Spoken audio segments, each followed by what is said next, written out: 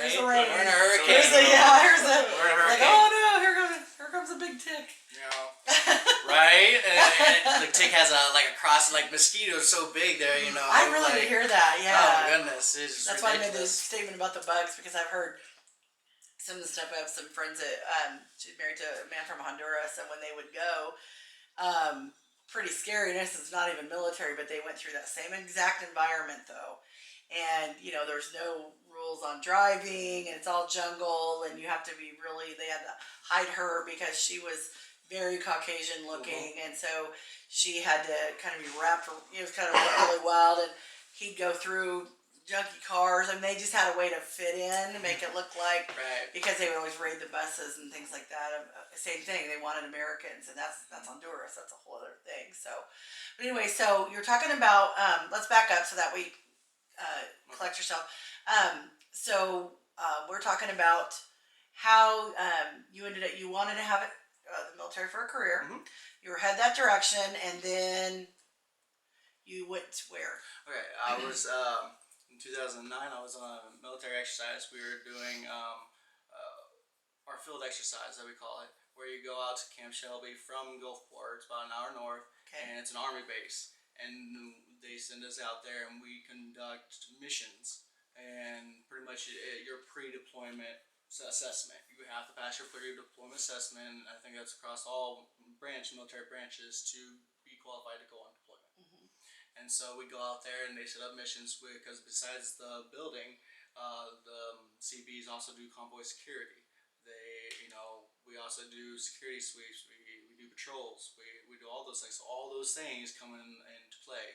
We'd have a main body, and then we'd push out to forward operating bases around the camp and build observation towers, bunkers, and other things, bridges, and then you'd have to build them, secure them, and then during the whole process, you're getting aggressed. And so, and that year we were getting aggressed by the Army Rangers, and they aggressed us hard. We failed a lot. Full-blown environment. We failed a lot. Yes, they came in. Which is and the purpose, it is the purpose. Yes, you fail in training, so you don't do it on the battlefield, right? Yeah. One incident though, here's a good story. Is my buddy was in a 240 machine gun pit, sitting on the front lines of a security perimeter that we were building our camp up, and he wasn't paying attention, and when the Army Rangers popped up, shot him, and then took his 240 machine gun, disassembled it in front of him, threw it back on his foxhole, laughed, and walked away and disappeared in the jungle. Which could really, really happen. And it really happened, absolutely. And he said it happened within less than a minute, and that was it.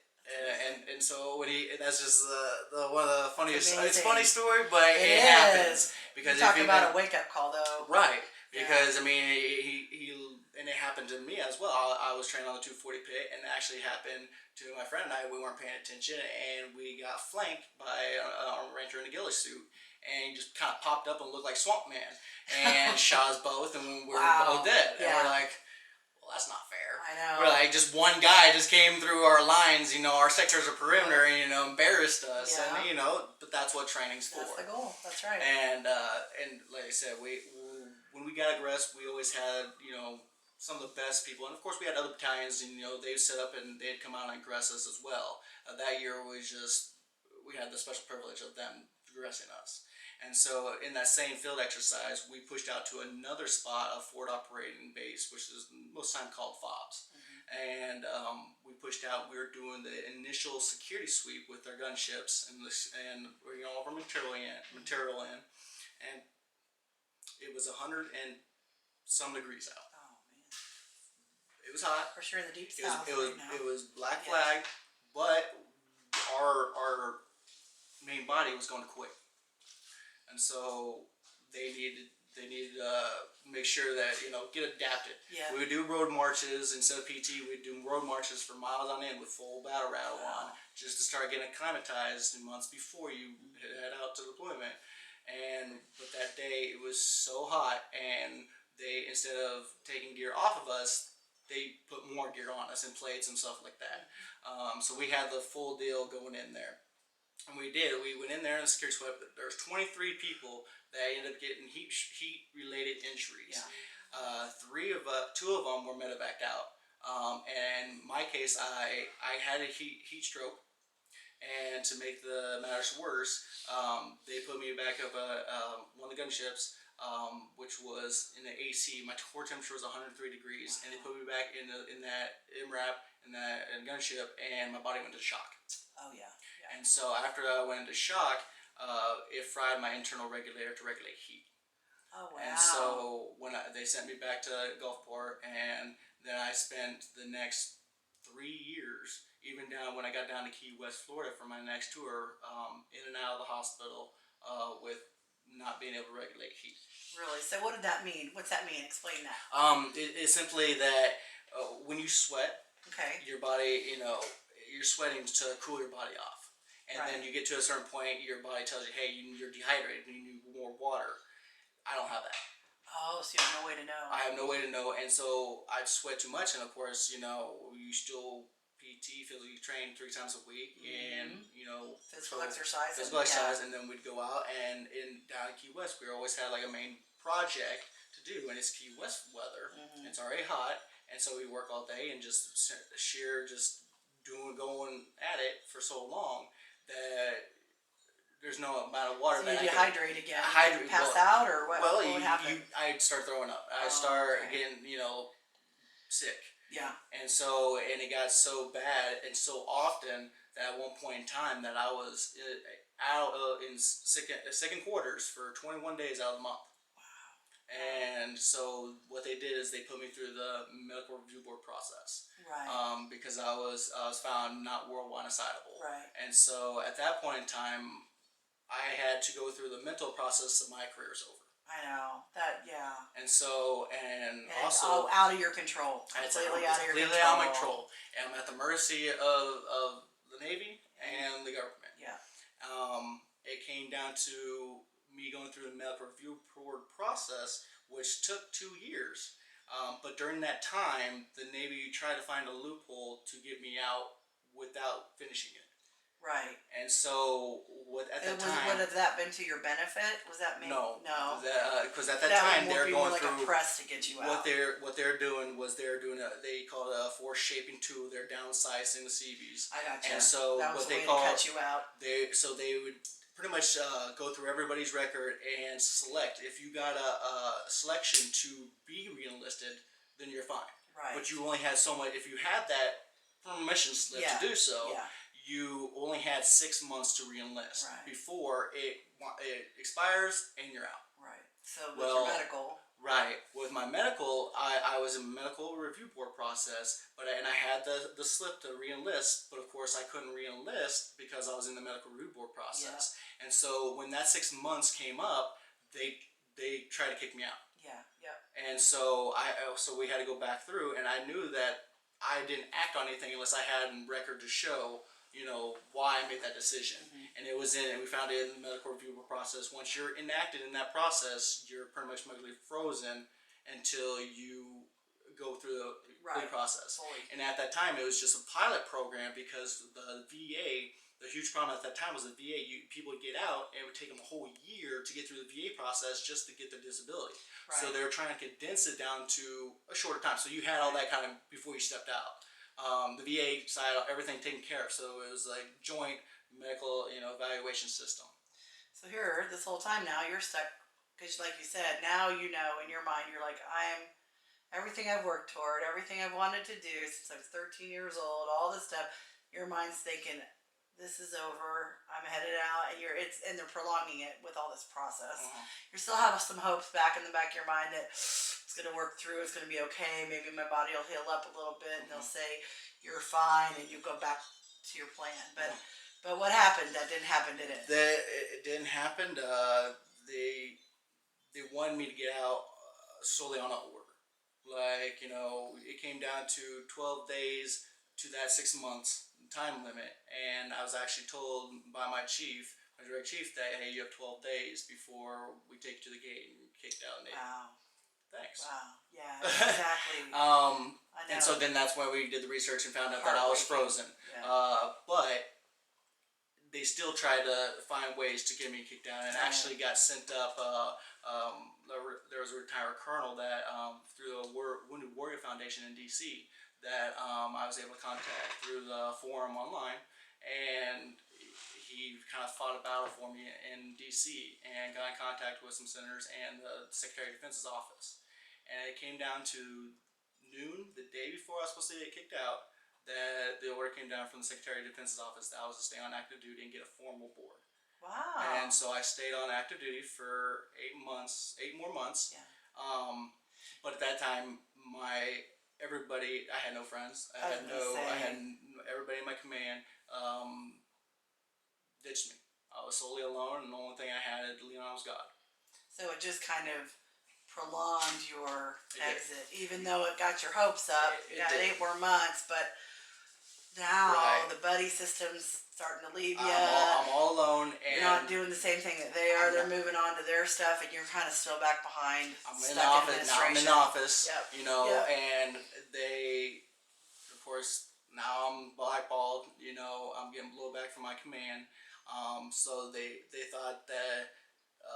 To fix that issue, they'd put me in the very front office with the Public Works commander in charge of the 2 naval bases of Public Works.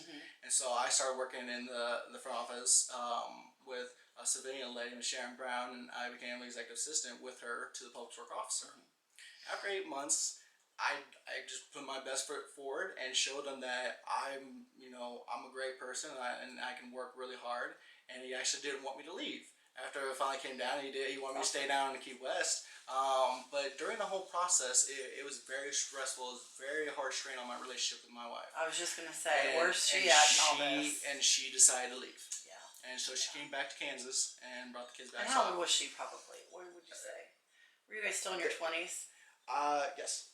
So older 20s, yes. And was she from McPherson also? She's actually from Pretty Prairie, Kansas, right outside Wichita. I know her. Yeah, so she's small town girl. Very small town, yeah. We actually met in college when we went in Hutchinson Community College. So she's trying to stay there by herself with the kids, thinking she'd be all right, and she stressed she couldn't do it right. Well, yeah, right. Yeah. I simply just couldn't do it. So now here you go. She didn't want to take care of me because I was sick all the time. Yeah. And so she left. And so I was there by myself for 8 months, and battling against a command that didn't want me, right, and a wife that didn't want me. What about your family? Did you have support? Mom and dad? I did have the support of my family. I have 2 loving brothers and an older sister that I know they. But love everybody's me all scattered, right? And actually they are.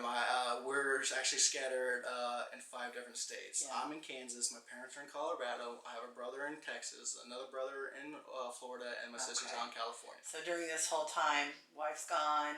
Your career's getting over. You're about out. So what'd you do next? What happened next? Well, where'd you go? Speaking of my family and their support, after she had left, I was devastated.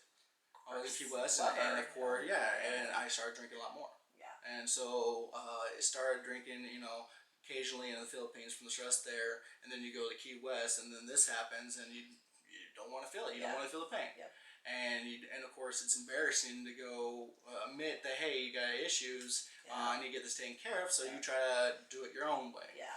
And so I started drinking more, but that next following Easter, after my wife left, it was like kind of already made in my father's and my papa's mind that, hey, we're coming down there for Easter, we're all going to come down.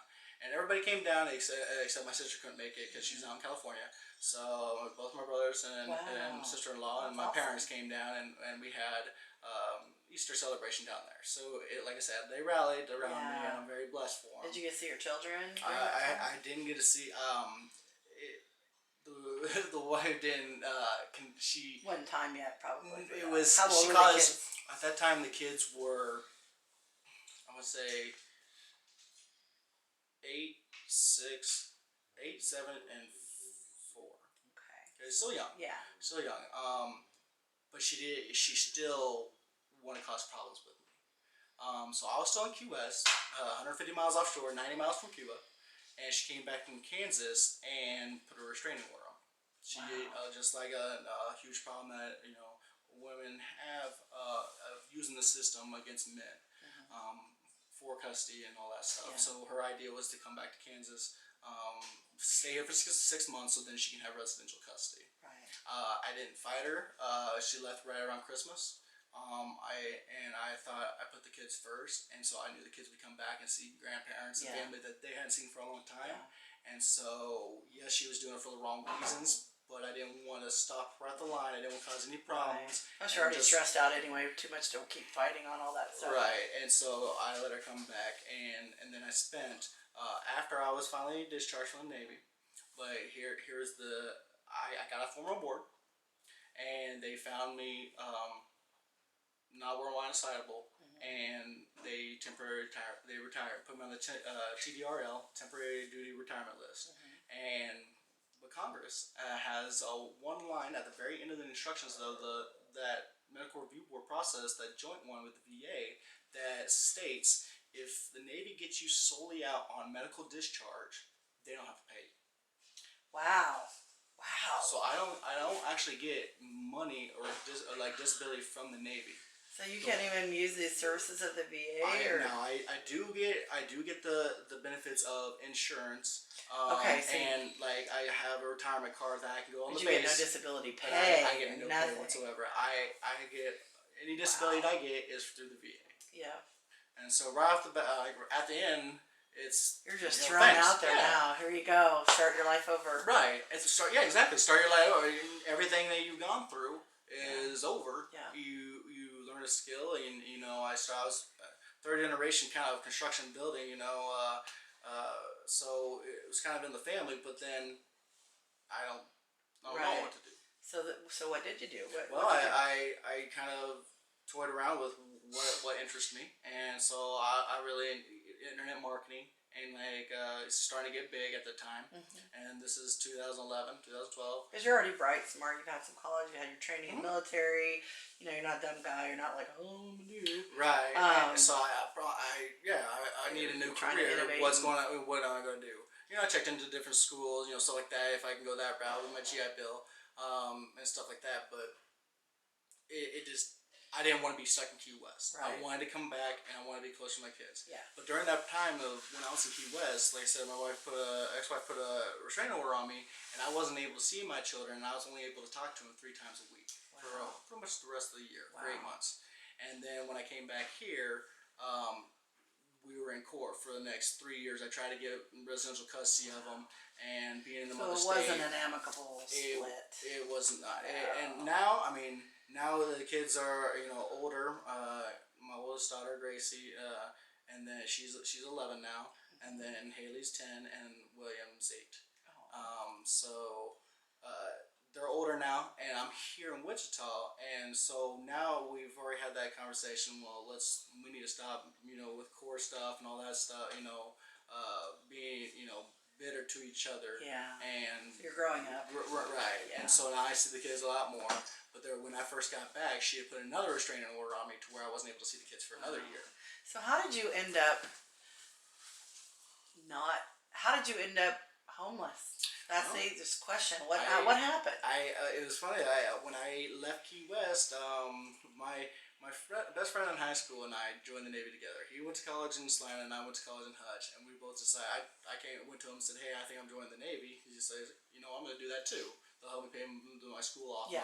Yep. So Mike went to the Navy, but he decided to go in the big Navy, and so he decided to go into nuclear engineering for subs. Wow. So he did that, and he went off to school, and then I went off to the school for Seabees. But his sister. His younger sister, we always had a crush on each other in high school. We're just great. She was younger, 1 grade older than me. So when I came back from Key West, we started talking together, and then we got married. And she had 3 children by this time. And so now I have 3 stepchildren. So I have three children from my first wife and Brady Bunch. Right. 3 girls, 3 boys. Yeah. And at that time, she was just finishing college for occupational therapist assistant, and so I was a stay-at-home dad. And I homeschooled the kids to Kansas Virtual Academy, 2 of them, 2 of the oldest ones, because my 3 weren't living with me. but I was able to have them more for holidays and stuff like that. So there was times where I was taking care of all 6 of them myself, because my second wife Nicole went down to Texas to further her career, to kind of speed it up a Wow, little bit. so you're like jumping right into Right, and so I was trying, and so with internet marketing, I kind of spent that whole time learning about it, and I started a marketing company, tried to get that started, with search engine marketing and all that kind of stuff. It didn't go anywhere, Right. but of course I still own it, and I still have kind of plans for it. It's just right now that's not where God wants me to be. He wants me to be here. So then I finally moved down to Texas and took her children down there. And when she got set up successfully and became a director for a rehabilitation company, a nursing home, she kind of ditched me. Wow. So she moved. I was coming back every 2 weeks, driving 18-hour round trip from Texas to Kansas, and to see my children every 2 weeks. And when I got back, she meet somebody else? No, she honestly, it was opinions of her girlfriends and her friends that were not putting God first, right? And she listened to them instead of what her heart felt, right? So here you go again, right? So she moved out. Moved to a different town, kept the same job, but I didn't know where she lived. I didn't really want to cause any issues. If that's what she chose to do, I can't control that, right? And so, but she got me evicted. So she moved out of the house, and when I got back, she got me evicted out of that house. Right. So then I had no place to go. I had no money. Right. She changed the bank, all that stuff. She did all that. Like when I got back, it was just a huge surprise. Yeah. And so then I started living out my car, and that's where the story starts of how I was living out my car, and is that weird for you? It was kind of at first you're like, okay, I have to do this because I don't know where I'm going to go tonight. Right. You don't think of it weird at that time in the first night or two. Right. Then after a while you're like, oh. Kind of a little bit of home, yeah. But I still had a vehicle, and so I had my possessions in the vehicle, and I did that for a while, and then finally. And where were you at? Were you in Texas? I was still? in Texas, okay. But it was the first of the year. It was very cold, so it was wintertime still. And then I decided to take a trip up to see my parents up in Wyoming, and so I went up there, and I was able to stay with them for a little bit, and then get ducks in a row. To come back to Wichita, because my VA was still still in Wichita, because I hadn't transferred it down to Texas, because everything happens just so quickly. I was only down there for a couple months. Yeah. And when I came back to the VA, I walked in and pretty much told them, hey, I'm homeless. Yeah. I don't have any place to go. Yeah. And so they sent me out to Newton, to the home out there. I got a homeless shelter for veterans out there. I did not know that. And but of course I still had a problem drinking. Right. And I got kicked out. Yeah. And so after that, I got in contact with Susan and Jennifer, and they allowed me to come here and kind of start back over. And so what is this program like? What is it? What's the goal of it? This goal is actually to break down that transition from getting dropped out of the military, because everybody gets dropped. Yeah. You just simply are, thank you for your time, done. And a lot of people, are able to pick up those skills that they learn and you do other things in the civilian world. On the other hand, I couldn't do construction. I couldn't be out in the element and do those kind of things. Right. And so I came here, and this program is about rehabilitating veterans to become self-efficient and productive members of society. And that's the whole focus, and that's the whole goal. But this is different from this home is different. Pathways is different because it's put God first. It's holistic. So it's a God-based yes. program. Absolutely. So where you can put God first, and then you start working now. Do you get counseling, or do you get budgeting help, or you get? Everything is taken care of here. And it's all provided by donations and the community. Those people that do believe in helping us, right? And they rallied around these two, Susan, Jennifer, and Sean, and put Pathway. They started at the beginning of the year, so I was one of the first people to come in here first, and then I graduated because I was only here till the summertime. I moved in here about March, and then moved out June. And I had my children. It was the first time I was able to have my children for summer parenting time. Wow. So I moved to the other side over by McConnell and had them for the summertime. And of course, we had a great time. We took them up to Wyoming. They got to see all grandparents and got to see all the sites up there. And then we took them down to Colorado, to the Colorado National Forest or National Park. And it was great because it's the first time they ever seen mountains, and the snowplow just came through and opened the gate pass from this side, Kansas side. Yeah. And so we were the first people to actually go all the way through the park. And it was kind of eerie because all you see is the pole sticking out where they measure snow, and you don't see the path, going down. Right. So, and the kids are just, in a shock and awe of the mountains and just seeing all this stuff. And that was one of the major things I wanted for my children is growing up in Western Kansas. You see a starfish in a picture, and I wanted them to experience all that. So they got to live in the South, and they got to enjoy that. And then we moved to Key West, and lived on that. And we had a dock in the back channel, and so we had a 55-gallon fish tank, and so we'd catch fish, starfish, whatever, put them in the fish tank, and let them view it, and then put them back. So they got to actually see all that firsthand, and that was one thing that was very important to me that I wanted for my children. So how did you deal with the alcohol issue while you're here? Did you, or are you still dealing with it? No, I don't drink anymore. No, I went through counseling. I mean, like once I went into the VA, say, hey, I need help with I'm homeless, and so and plus I have through disability, I do see a counselor already, at least once a month. But then I was in group therapy. Quite heavily when I first got back, 3 times a week. So I did that for quite a while, and then. Or while we were in that position, where you said, "Okay, I'm homeless," did you experience anything from? Did other people know that you were? Did anybody give you a hard time and mock you or do anything that you would say would be disrespectful or demeaning to you? Whether it's family, friends, or strangers maybe they couldn't tell. I mean, how did you feel you were perceived during that time? For me, it was a big secret. I was able to still You're have able a to vehicle. carry it. I was able to carry that. There was nothing wrong. Okay. To the public eye. Right. But of course, inside, I'm just devastated. Yeah. So you luckily, you didn't experience negativity from, and that we're talking about community and stuff. So in Wichita, so you didn't feel like you could share it with other people to get help other than through the known circles that you went through, like VA, or I think personally, because I did kind of research and I knew there are people that do help, but as far as in a whole picture, there is a problem with law enforcement, with other people, again, with veterans. Because the public is unaware of what we go through, and they just don't know how to handle it. They think everybody has PTSD. Everybody's going to just attack them. Yes. You don't get hired.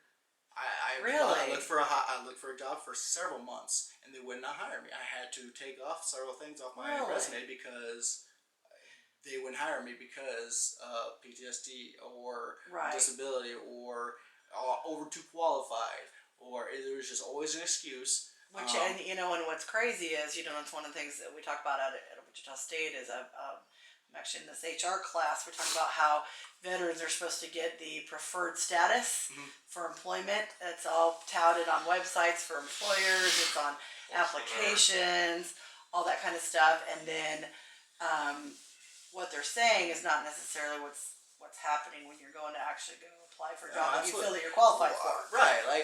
And I went through the workforce center, Wichita Workforce Center, and of course there are you don't get special treatment, but there's people set up just to help veterans. Yeah. They help me with the resume. They help me find job opportunities, and I go to interviews, and it just wouldn't work out. They would just call me back and give me an excuse.